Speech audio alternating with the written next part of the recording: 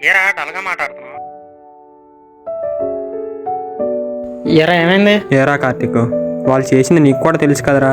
అర్థమైంది, ఫోన్లో ఆ మ్యాటర్ చెప్పావు కానీ అమ్మ మీద అరిసావు కదా, అదే ఎందుకా అని అంతలాగా రియాక్ట్ అవ్వడం ఎందుకురా? పాపం ఫీల్ అయి ఉంటారు కదరా.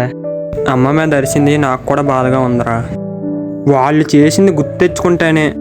అంటే కరెక్టేరా, బాధలో అర్థం ఉంది. నేను ఏమనలేనులే. వాళ్ళ విషయం చెప్తేనే మండిపోతుంది. కరెక్టేరా, నీది కోపం, అమ్మది బంధం. ఆవిడ వదులుకోలేకపోతున్నారు, నువ్వు మర్చిపోలేకపోతున్నావు. బంధం కన్నా కోపమే ఎక్కువ ఉందిరా. జీవితంలో మర్చిపోలేను. మర్చిపోవడానికి అది నీ ఒంటికి తగిలిన దెబ్బ కాదురా, మనసుకు తగిలిన దెబ్బ. జీవితాంతం గుర్తుంటది. నువ్వు మర్చిపోవాలన్నా మర్చిపోలేవు కానీ ఇప్పటికి మర్చిపోరా.